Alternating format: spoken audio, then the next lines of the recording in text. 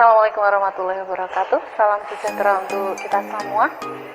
Perkenalkan, kami dari kelompok PJL Research Group dari IAIN Salatiga, FTIK, ingin mempersembahkan karya kami, yaitu tentang pengenalan teknologi tepat guna untuk membuat bahan baku sebagai biobriquette komposit yang nantinya akan dibuat oleh tim kami sehingga diharapkan dapat bermanfaat untuk kita semua. Dalam proses pembuatannya ini terinspirasi tentang energi terbarukan yang kita ketahui banyak sekali jenisnya, ada biodiesel, bioetanol, dan juga ada lagi briquette yang sebetulnya sudah umum digunakan. Hanya saja biobriquette yang kami persembahkan ini adalah sebagai wujud dari pemanfaatan limbah-limbah organik seperti sampah dedaunan kering, dari padi, jagung, kapi kelapa, pisang, dan sebagainya sebagai suatu campuran sehingga akan menghasilkan satu jenis briquette dengan kualitas yang berbeda. Oleh karena itu, pada persembahan kami ini diharapkan dapat memberikan manfaat terutama kepada masyarakat umumnya, memperkenalkan bahwa biobriquette komposit ini memiliki potensi sebagai salah satu jenis hasil kajian untuk memanfaatkan satu produk energi terbarukan. Dengan demikian diharapkan bisa dimanfaatkan. Untuk itu kami perkenalkan anggota tim dari PJL Research Group kali ini yang terdiri dari Fikri Ahmad, kemudian Novi Nuryanti, dan kemudian Bapak Masud, dan satu lagi. Di tim kami bukan hanya 4 orang, tentu saja karena kerja keras itu butuh kesolidan tim. Satu lagi dari anggota tim kami adalah Ella Nopriadi. Untuk itu selanjutnya kita akan menuju ke lapangan untuk melihat bagaimana tim kami bekerja dalam membuat biobriquette komposit. Mari.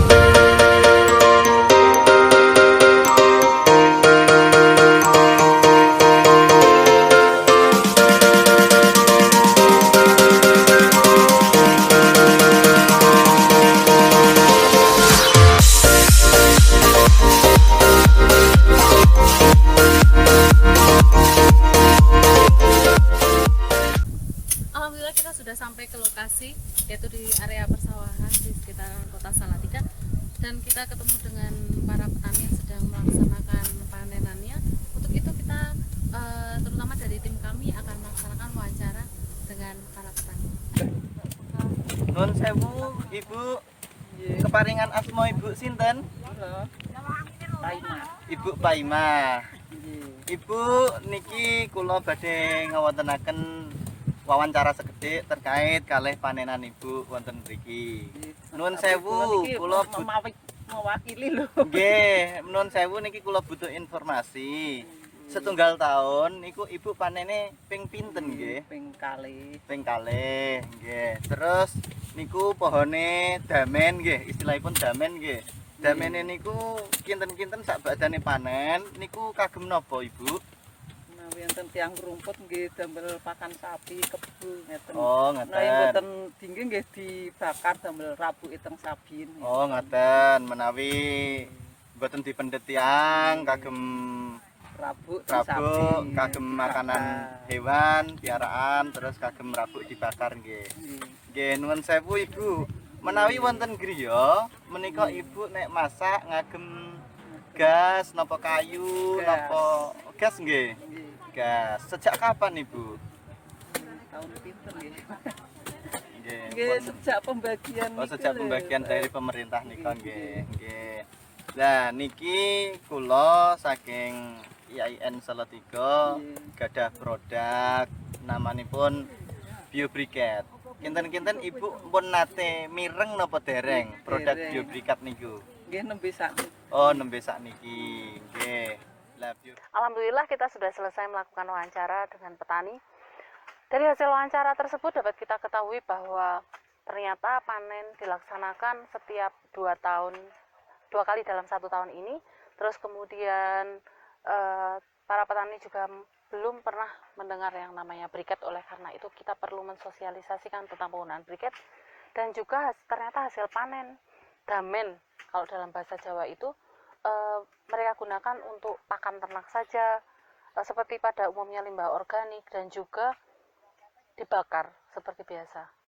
Oke, wawancara sudah terlaksanakan dengan baik, maka kita akan lanjutkan trip berikutnya. Mari.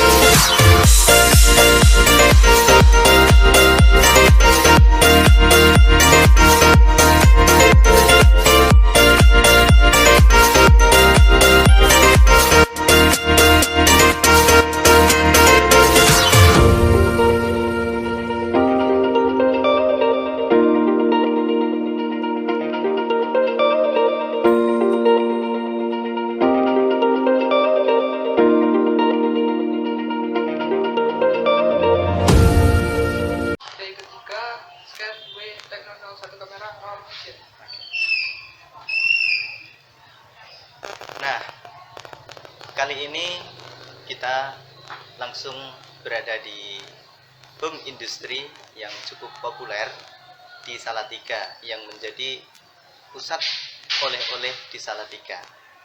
Kemarin kita dari petani langsung, dari sawah yang langsung ada para petaninya, dan sekarang kita berada di lokasi kedua, yaitu pusat oleh-oleh singkong keju D9 Salatiga.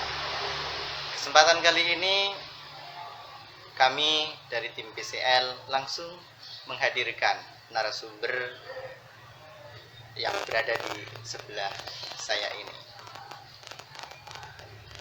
Nah, ada beberapa hal yang akan disampaikan oleh Bapak narasumbernya langsung dari lokasi D9-nya. Pertama, perlu kami perkenalan dulu agar lebih dekat dengan pemiliknya. Nuwun sewu, keparingan asma Bapak sinten? Nama saya Pak Herdadi. Pak Herdadi ya.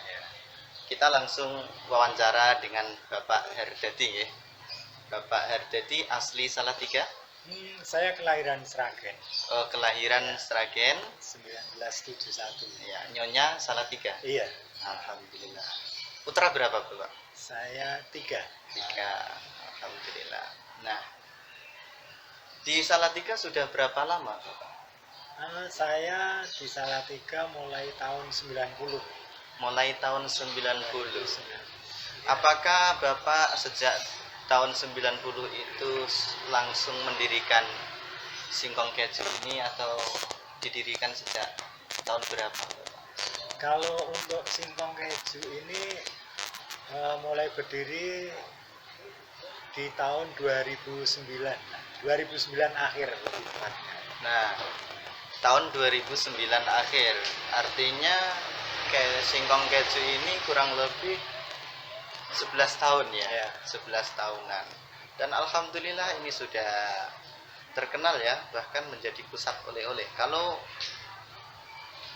ke Salatiga wajib mampir ke sini loh ya, untuk pusat oleh-oleh. Baik Bapak, ini bahan dasar dari singkong keju ini tentunya singkong ya Pak ya, dicampur keju dan sebagainya. Ada beberapa hal yang ingin saya ketahui, saya tanyakan terkait dengan produk kami ini, yaitu Wanik Bioreaktor. Nah, kira-kira Bapak memasok singkongnya itu sudah matang atau masih apa itu ya istilahnya, mentah atau langsung dari petaninya itu? Baik. Nah, kalau di D9 ini untuk singkong itu ada beberapa supplier. Jadi sekitar puluhan supplier lah. Oh, puluhan Jadi supplier. supplier kita itu mayoritas dari Wonosobo, Magelang, juga Salatiga sekitarnya. Jadi kalau di awal-awal ya mulai dari nol itu, mulai dari 3 kilo, 5 kilo itu saya beli di pasar. Tapi begitu sudah mulai banyak, 10 kilo, 1 kintal, 1 ton itu akhirnya kita mendatangkan singkong dari luar karena Salatiga dan sekitarnya itu tidak cukup. Oh, begitu. 1 minggu itu sampai berapa ton, Bapak? Kalau 1 minggu itu per hari, jadi Per hari. singkong yang datang itu rata-rata 5 ton. Per hari sampai 5 ton. Wah, ini sangat wow sekali. Per hari 5 ton itu singkong ya. Singkong. Kemudian masih berkulit kan itu? Iya. Lah kira-kira kulitnya itu 1 hari sampai berapa, Bapak? Kalau untuk kulit karena kita nggak pernah nimbang istilahnya Iya. gitu. Jadi kulit itu kalau selama ini diambil para peternak sapi gitu. Jadi mereka kulit singkong itu hanya dibuat makanan ternak. Gitu. Buat makanan ternak ya. Iya. Nah, yang ngambil itu warga Salatiga sendiri, peternak Salatiga, atau peternak dari luar Salatiga juga ada? Ada beberapa permintaan dari luar kota, tapi karena selama ini kita sudah bermitra sama peternak Salatiga, jadi saya nggak jual keluar. Oh, Jadi begitu. khusus. Ya. Jadi 5 ton itu barang datang berbentuk singkong, kemudian kulitnya belum mengetahui berapa tontonannya karena langsung diambil para peternak.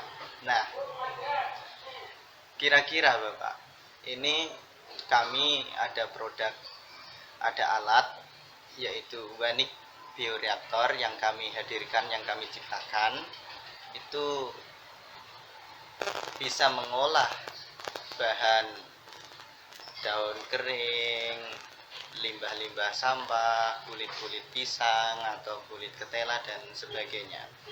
Nah, sebelum saat ini, kira-kira Bapak sudah pernah mendengar namanya biobriket atau belum? Kalau untuk briket saya sering dengar ya. Buat bahan bakar lah, pengganti areng istilahnya begitu. Tapi untuk pemakaian kami memang belum pernah memakai. Oh iya. Nah, kira-kira saya ingin tahu pandangan Bapak terkait dengan briketnya itu sendiri. Kira-kira baik itu manfaat dan sebagainya, mungkin Bapak punya pandangan terkait dengan briket itu sendiri. Kalau memang bahan bakunya itu dari berbagai limbah. Nah, kulit singkong ini kan termasuk ya. Jadi kalau memang bisa lebih berguna, bisa di harga jual lebih tinggi ya mungkin bisa digunakan untuk bahan baku briket itu tadi. Iya. Oke, sudah? Cut dulu. Baik, terima kasih atas materi yang disampaikan oleh Bapak Hardadi. Ya, betul. Semoga materi dari Bapak bisa bermanfaat buat kami dan para pemirsa lainnya, khususnya warga Salatiga.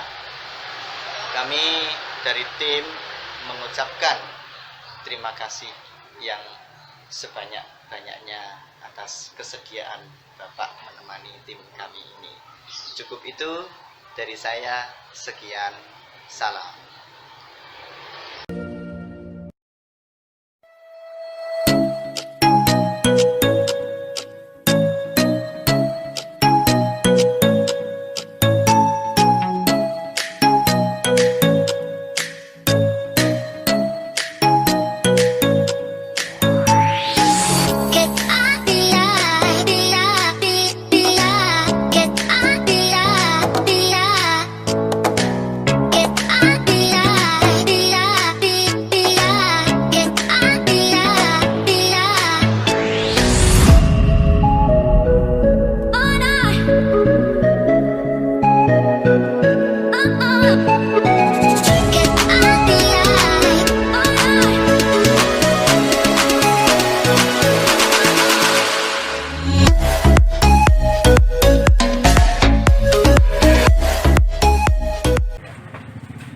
Pada kesempatan kali ini, setelah kita melakukan perjalanan dan melakukan wawancara di berbagai macam pihak seperti para petani dan yang lainnya, maka kesempatan ini kami akan langsung menghadirkan narasumber, yaitu dari pengusaha kuliner tradisional yang sudah tidak asing lagi kita sebut dengan angkringan. Maka berikut kami hadirkan narasumber langsung. Sebelumnya kami akan melakukan perkenalan dan tanya jawab kepada beliau. Nuwun sewu. Keparingan asma Mbak Sinten, Mbak napa Ibu? Mbak aja ya? Iya, Mbak. Biar lebih mudah, Pak. Iya, Mbak Sinten. Ayu namanya. Mbak Ayu. Mbak Ayu, kami mau melakukan wawancara sedikit terkait dengan usaha Mbak Ayu ini. Nuwun sewu, ini namanya angkringan apa? Kennedy. Kennedy. Kita langsung berada di lokasi angkringan Kennedy. Nah, sudah berapa lama Mbak Ayu menjalankan usaha ini? Mulai tahun 2010. 2010. Alhamdulillah udah lama ya. Prospeknya juga sudah bagus, melimpah ruah mestinya ya. Nah, ini kan saya lihat banyak para pelanggan dan apa itu konsumen ya, yang saya lihat setiap lewat sini itu pasti warungnya rame. Nah, kira-kira rahasia apa yang membuat mereka itu pada ketagihan ke sini? Kalau menurut saya sih pilihannya banyak, ada macam variannya juga ada yang manis, ada yang gurih, ada yang pedas gitu. Jadinya nggak sama kayak angkringan yang lain. Baik, sebelumnya kami dari tim BCL ya mempunyai produk organik bioreaktor yang nanti akan menghasilkan biobriket komposit.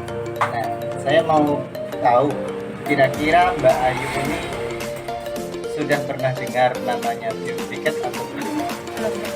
Belum pernah tahu dengan biobriket.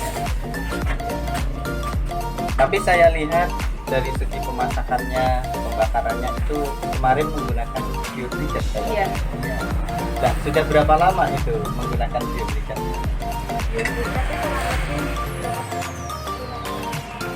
Lima tahun. Ya, 5 tahun menggunakan biobriket. Nah, dari hasil biobriket seperti yang dibakar-bakar ini ya. Iya. Nah, ini hasil dari bakaran, yaitu biobriket. Apa ini, Mbak? Itu keong. Sate Sate keong. keong. Ya. Tentunya dari rasa pasti berbeda. Dari olahan biobriket atau dari arang. Kira-kira lebih lezat mana ya, Mbak? pakai briket sebenarnya. Oh, lebih lezat pakai briket. Boleh saya coba ya ini ya? Oh, iya. Silakan. Terima kasih. Bismillahirrahmanirrahim. Ternyata benar-benar rasanya berbeda dengan angkringan yang lainnya. Inilah rahasia biobriket dari angkringan apa Mbak tadi? Kennedy. Kennedy. Sementara wawancara ini cukup di situ dulu. Dan lain kali kami akan berkunjung ke sini lagi untuk menjadi pelanggan yang langgeng, karena ternyata dengan biobriket rasanya lebih top. Terima kasih Mbak atas waktunya. Sudah, terima kasih.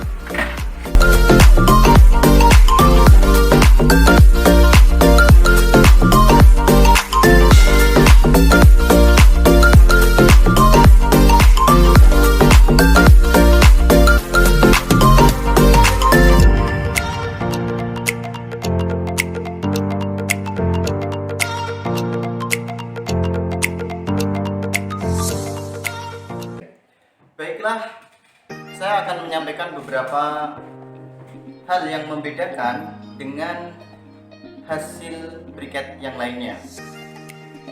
Alat kami ini saya beri nama Wanik Bioreaktor. Ini sangat berbeda dengan milik pabrikan dan skala besar. Ini skala kecil. Saya namakan Wanik Bioreaktor ini karena mengolah limbah, daun kering dan yang lainnya. Adapun hasilnya kami beri nama biobriket komposit. Lalu apa bedanya dengan briket-briket yang lain? Nah, ini yang perlu kita ketahui, bahwa milik kami ini kami beri nama biobriket komposit. Perbedaannya dengan briket yang lain yaitu briket-briket yang lain yang sudah di pasaran itu hanya menggunakan satu jenis limbah saja atau satu jenis daun atau kulit dan yang lainnya. Tapi kalau briket kami ini hasil dari mix beberapa limbah, misalkan daun dan kulit kami campur, sehingga hasilnya lebih padat, lebih apa itu istilahnya ya, lebih ada semacam kayak tepung tapiokanya gitu, istilahnya lebih padat dan tidak membahayakan. Hasilnya ini saya beri nama biobriket komposit. Ini sangat berbeda. Kenapa saya kasih nama komposit? Ini adalah campuran dari berbagai macam jenis limbah yang hasilnya akan lebih maksimal. Selain itu, daya tahan dari biobriket komposit hasil yang kami temukan ini jauh lebih lama dibanding dengan briket-briket yang lainnya. Baiklah, langsung saja kita lihat cara kerja dan spesifikasinya. Berikut. Oke, kembali lagi bersama kami di tim PCL Research Group. Di sini saya akan menjelaskan bagaimana spesifikasi teknis dari Wanik Bioreaktor. Wanik Bioreaktor terdiri dari beberapa alat ini. Yang pertama, alat penampung yang isi tampungnya atau daya tampungnya sebesar 2,5 kg. Nah, di sini kita menggunakan aluminium, dan ini lebih tepatnya kami menggunakan kaleng biskuit karena lebih mudah didapat dan harganya lebih ekonomis. Selanjutnya, pipa penyalur dari hasil pembakaran bioreaktornya sehingga tidak menghasilkan polusi atau polutan, dan juga toksiknya nanti akan disaring dan disalurkan melalui pipa ini. Dan pipa ini spesifikasi teknisnya berupa pipa besi dengan diameter 1 in. Nah, selanjutnya ada pipa karet atau pipa benang. Bahasa sininya atau bahasa bangunannya itu pipa benang. dengan panjang 1 meter dan diameternya 1 in. Kegunaannya untuk menyalurkan asap cair atau sambungan dari pipa besi yang untuk menyalurkan asap atau toksik yang dihasilkan dari hasil pembakaran bioreaktor. Nah, selanjutnya ini ada pipa PVC dengan diameter 2,5 in. Nah, fungsi dari pipa PVC ini adalah untuk mendinginkan atau untuk tempat keluar. Nah, dimana nanti isi dari pipa PVC ini adalah air yang untuk mendinginkan asap hasil buangan atau toksik dari pembakaran bioreaktor. Nah, selanjutnya ada ember atau tempat penampung air, di mana tempat penampung air ini untuk input dan output dari hasil pendinginan yang nanti akan disalurkan di pipa PVC ini, yang untuk mendinginkan asap dari hasil gas buang dan atau toksik. Nah, untuk ember sendiri itu bervariasi tergantung mau menggunakan apa, tapi kami sarankan itu ember dengan panjang 30 cm dan lebar 20 cm. Nah, sedangkan ini kami hanya menggunakan sederhana, namun karena ini sangat kecil, kami menggunakan alat tambahan yakni pipa karet dengan diameter 0,5 in supaya nanti bisa menyalurkan air secara maksimal ke dalam pendingin. Selanjutnya alat yang tidak kalah pentingnya yakni pompa air. Pompa air ini bertipe P1900 dengan spesifikasi 220 volt atau 13 watt. Nah, ini untuk mengalirkan air supaya nanti bisa didinginkan di pipa PVC. Nah, di sini kami menggunakan pembakar berupa kuncen yang biasanya bisa diganti dengan kompor ataupun kayu bakar. Tapi untuk lebih efektifnya yakni menggunakan kayu bakar. Nah, sekian spesifikasi teknis dari saya, nanti akan dilanjutkan di cara kerja. Terima kasih. Oke, selanjutnya saya akan menjelaskan cara kerja terkait Wanik bioreaktor. Oke, yang pertama kita masukkan bahan-bahan.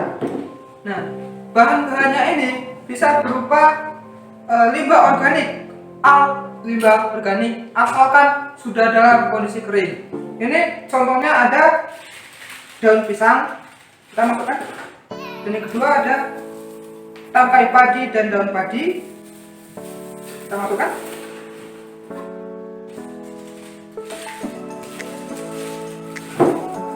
Ini ada daun dari pohon bambu, kita masukkan.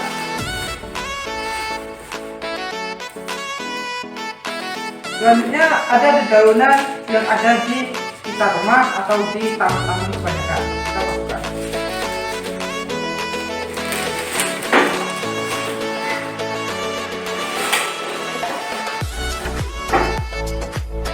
Oke, selanjutnya kita merangkai alat. Ini pipa besi kita sambungkan dengan pipa karet atau pipa benang. Nah, penyambungannya ini harus kuat, kencang supaya tidak terjadi kebocoran yang mana hasil pembakarannya nanti apabila kebocoran ini bisa menyebabkan polusi. Sehingga ini harus rapat, kencang dan kuat. Oke, selanjutnya kita isi bak penampung air dengan air supaya bisa memberikan hasil pemantauan.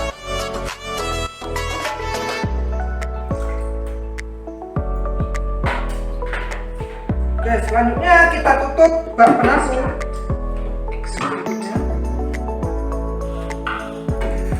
Selanjutnya pompa air kita hidupkan. Nah, ini posisi sudah hidup supaya bisa mendinginkan dari hasil pembakaran tersebut. Selanjutnya kita siapkan juga gelas untuk menampung hasil pembakarannya atau asap atau bisa jadi toksik yang bisa kita olah lagi menjadi pestisida. Selanjutnya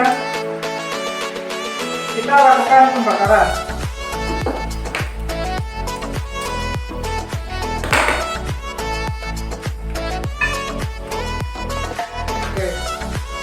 Kita lakukan pembakaran selama kurang lebih 3 jam supaya briket komposit bisa maksimal dan bisa kita cetak. Oke, setelah kita menunggu 3 jam, maka saatnya kita lihat hasilnya. Oke, sebelum itu kita matikan dulu pembakarnya. Nah, ini untuk hasil sampingnya berupa pestisida, dan ini kita buka. Hati-hati, ini masih panas. Oh, masih keluar asapnya, masih sangat panas tuh. Ini kita taruh banyak biar aman.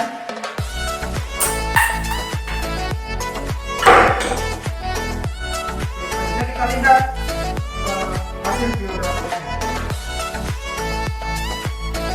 Hasilnya akan seperti ini. Ini nanti yang akan kita olah menjadi briket komposit. Oke, selanjutnya kita akan memperagakan bagaimana cara membuat briket. Yang pertama kita siapkan bahan yang telah kita panaskan tadi atau kita bakar tadi menggunakan wanik bioreaktor.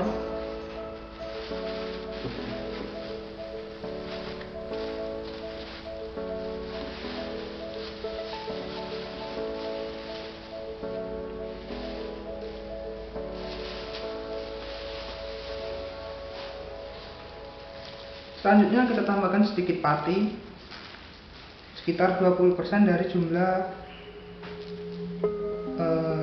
briketnya. Dan beri sedikit air.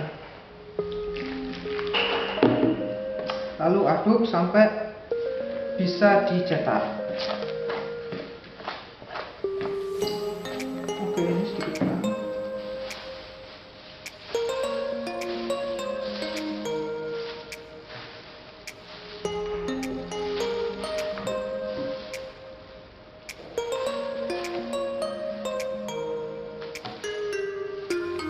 Saya membuat satu briket.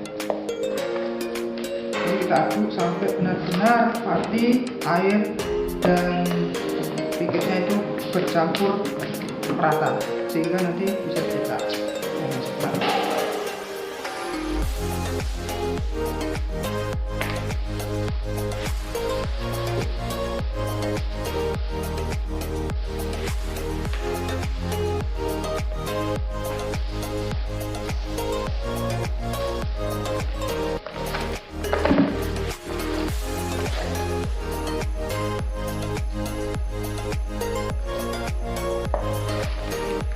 Setelah semua tercampur merata, kita siapkan alat kasnya.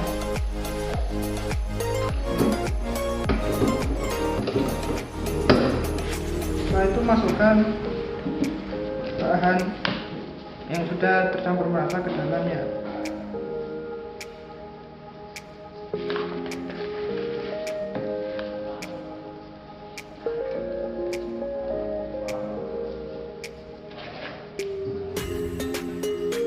Setelah terisi penuh, barulah kita buka kuncinya dulu, baru kita tes.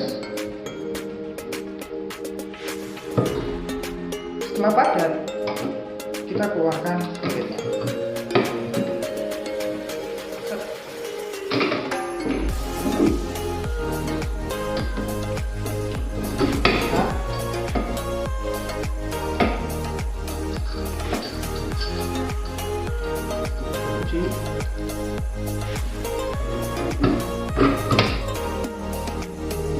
Setelah itu jadilah briketnya seperti ini.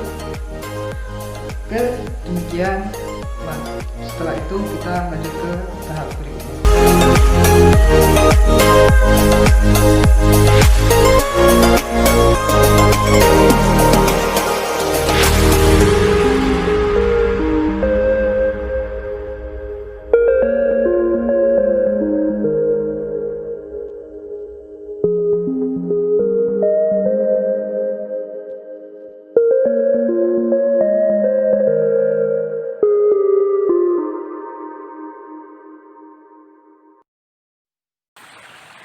Kami dari PCL Research Group telah melakukan berbagai sosialisasi baik secara online maupun offline.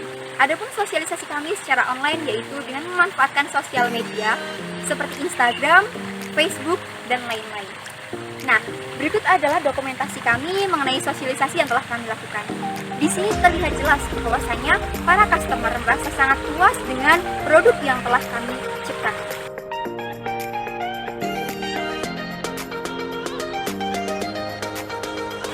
Adapun sosialisasi kami secara offline yaitu dengan cara mendatangi rumah-rumah penduduk yang ada di sekitar kota Salatiga. Berikut adalah dokumentasi.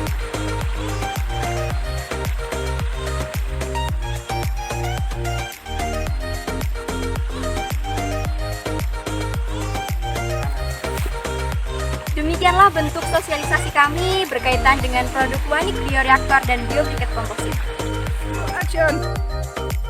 Baik, adapun keunggulan dari produk kami, Wanik Bioreaktor berupa Biobriket Komposit, di antaranya yang pertama, ekonomis. Keunggulan yang kedua, praktis. Keunggulan yang ketiga, mandiri. Keunggulan yang keempat, mudah diaplikasikan kepada masyarakat. Keunggulan yang kelima, adanya banyak peluang industri yang menjanjikan bagi masyarakat. Keunggulan yang terakhir yaitu hasil yang memuaskan. Jadi, hasil dari Wanik ini terdapat 2 produk. Di antaranya yang pertama, asap cair, yang kedua, bahan baku Biobriket Komposit. Selanjutnya, mengenai biaya produksi yang kami butuhkan terlalu pada slide berikut ini. Demikian yang dapat kami sampaikan mengenai keunggulan dan biaya produksi. Sekian, terima kasih. Lalu, bagaimana dengan prospek bisnis dari produk unggulan kami? Baik, kami akan menjelaskan. Kami hadir di tengah-tengah masyarakat, mempunyai tujuan untuk meningkatkan kemandirian masyarakat dalam pemanfaatan energi terbarukan. Produk unggulan kami beri nama Wanik Bioreaktor. Wanik Bioreaktor itu adalah singkatan dari Waste Organic Bioreactor, atau dalam bahasa mudahnya bisa kita sebut dengan pengolah limbah organik. Kami permudah lagi, limbah organik seperti kulit buah, sampah daun, dan yang lainnya. Masyarakat kami masih banyak yang mempunyai mindset bahwa ono rego, ono rupo. Yang dimana ono rego, ono rupo itu menunjukkan bahwa ada harga baru barang berkualitas. Nah, kami hadir dengan produk ini ingin mengubah mindset masyarakat untuk berpikir bahwa ono rupo ora ono rego. Itu artinya produk kami berkualitas istimewa namun harga kaki lima. Produk ini yang akan mengolah sampah, mengolah daun-daun bekas dan yang lainnya. Maka sudah tidak layaknya lagi kita berpikir bahwa sampah itu berkonotasi negatif. Mari mulai dari sekarang kita berpikir bahwa Tuhan menciptakan segala sesuatunya itu tidak ada yang sia-sia. Karenanya kami hadir untuk mengajak masyarakat meningkatkan kemandirian masyarakat dalam pengolahan limbah ini menjadi biobriket komposit. Nah, dalam beberapa tahun kemudian, bulan kemudian, bahwa Wanik Bioreaktor ini sangatlah dibutuhkan oleh masyarakat. Tak hanya masyarakat petani, home industri, pedagang-pedagang yang lainnya, namun kami meyakini bahwa produk kami ini sangatlah prospek. Kenapa? Karena banyak nanti lembaga-lembaga swasta maupun lembaga-lembaga negara yang akan membutuhkan produk kami ini. Dari Buanik Bioreaktor ini akan menghasilkan biobriket komposit. Nah, saat inilah saatnya kita sudah tidak menjadi penonton lagi. Saat inilah saatnya kita untuk mencoba.